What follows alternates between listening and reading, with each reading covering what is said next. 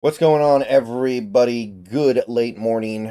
Once again, I want to remind everybody that my stream with the Hawk's Nest kicks off in about an hour from the upload of this video. Goes live at noon Pacific, so that's 3 p.m. Eastern. We have recently moved the time from the evening to the early afternoon. We think it actually does work a little bit better, so we're probably sticking with the time change. So try to be there. If you can't be there, then hopefully you'll be able to catch it on recording. And yeah, check it out. Okay, so rooting guide for week number 9 in the NFL for the Seahawks. Just going through these games, talking about what angles we might be looking for as Seahawks fans.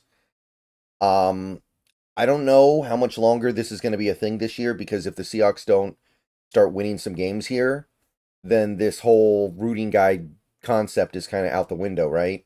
Like the Seahawks at some point have to actually string together some wins here. So we'll see. We'll see what happens.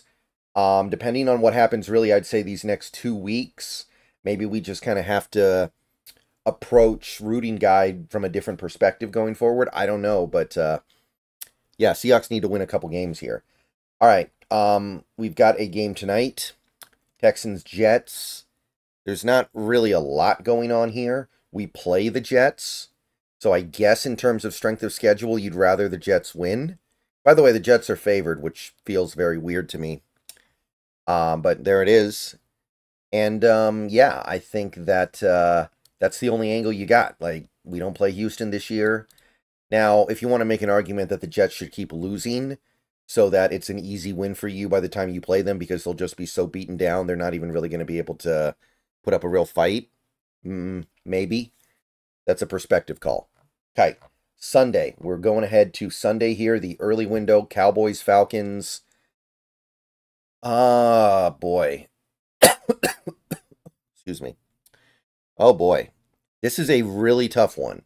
So, the way I see it, the Cowboys are kind of more in a, and this can change, but they look more like, if anything, they're going to be a wild card team. Like, the thought of them winning the division right now seems a little bit far-fetched to me. But Atlanta is the team we want in the wild card race because we actually beat them. But it sure looks like they're going to end up winning their division regardless. So if we assume that the Falcons are going to win that division, then we want them to win this game, knock the Cowboys down, get the Cowboys out of it. If we think there's a possibility that Tampa can beat out Atlanta still, despite their injuries, and win the division, then we want the Falcons to lose. So it comes down to your belief in that area. I think Atlanta's going to win the division, so I want them to beat the Cowboys. But there is a coherent argument on the other side of that. All right. Dolphins, Bills. We played both teams already. I'm going to say that's a nothing. I think we got nothing there. If you want to trade for a player from the Dolphins, I guess you want them to keep losing, but I don't know who that player would be. Raiders, Bengals. I think that's going to be another nothing burger.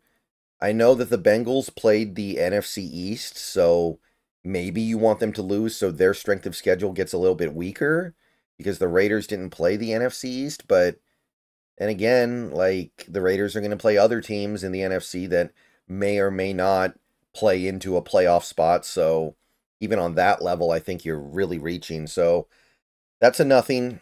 Chargers, Browns. I guess if you want to trade for somebody from Cleveland, then you want them to keep losing. But I again, that's subjective on you actually having something you want from there that you think they will give up. And then the team has to be interested in it as well, right? So I guess we want the Chargers to win, but that is a little bit of a nothing burger in terms of objective stakes. Patriots, Titans.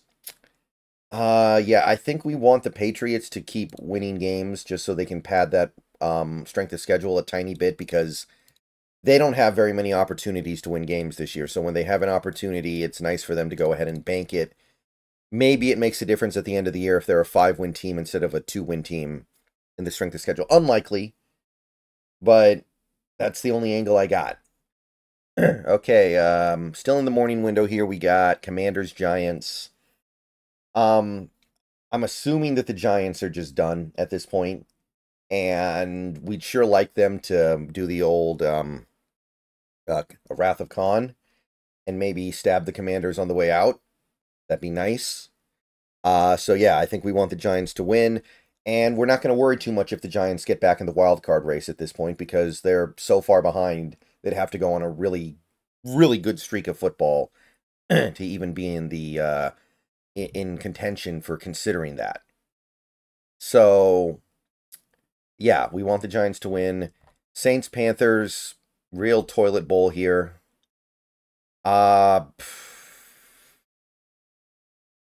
Shoot. I guess if you want to be very clinical here, you want the Panthers to win, but hard to imagine anything mattering that much. So I guess we want the Panthers to win just to finish off the Saints. But they're finished, realistically, and I think we all know it. Final early window game, we got the Broncos at the Ravens. And I'm going to say, yeah, I think that the only thing going on in this game is strength of schedule. We played the Broncos, so for the moment, we want them to keep winning. But again, if the Seahawks don't piece together some wins in their next couple games, strength of schedule is actually going to reverse and be potentially harmful to us if we're thinking about the draft. So really appreciate it if the team wins some games to make this stuff worth it. Jaguars, Eagles. Sure would be nice. Sure would be nice, Jacksonville. Roll into Philly, get the win. Can't help us out last week. Can't help us out pretty much any week. This would be a nice week for you guys to help out. That Eagles team is starting to feel themselves. That Eagles team is starting to feel real good. They're a little bit more of a contender than maybe I thought. Loss to Jacksonville would knock them right down. So, would be nice. Bears, Cardinals, and it kind of sucks because that Bears team, I think, is going to be a real wild card problem. And I acknowledge the fact that it's going to be really hard to make a wild card of the NFC anyway. The Bears are just one small piece of that. But it still sucks to have to root for them to win. But against a division rival, I think you just have to. I think that we just need the Cardinals to get flushed at some point. And they're now at the point where any game they win over the next month or so is a cause for concern. So I think you have to do it. It still sucks, but we don't need this division to become a complete car crash. Lions, Packers, really tough. We play both teams this year. I guess if Jordan Love's going to be out a while, then I want the Lions to win. And if he's gonna and if Jordan Love's fine, then I think I want the Packers to win because I want the Packers' mindset to be not so desperate for a win when we play them later in the season. That's tough, though. That's an interesting one you could go back and forth on. It really depends on what you think of the Packers, I guess. Are they an elite team that just kind of got clipped at the beginning by the Love injury and they're going to be fine now? Or are they just another 10-7 team that might get in, might not get in based on random luck in one or two games? All right, so that's it for the late window. Obviously, we have our game, but nothing to say there. Colts, Vikings, easy one. Always going to root for the AFC to beat the NFC, basically always. And I know the Vikings were able to secure a new left tackle for Darisaw, but I think there's a real possibility that in the absence of Darisaw on that offense, that Vikings season might just wilt. Like, they may end up winning like 8 games this year after starting 5-0. He's that important to what they do. And that Vikings offense is already kind of finding a way to be really good with parts that are not the best. Like Sam Darnold and to a certain extent, I'd say washed up Aaron Jones. They can't afford to lose their left tackle. And I don't think Cam Robinson's fixing it. So, real chance the Vikings season just goes to dust in the next couple months. And then Monday night, Bucks, Chiefs, another easy one. Rooting for the AFC to beat the NFC, as you pretty much always will in these spots. So, yeah.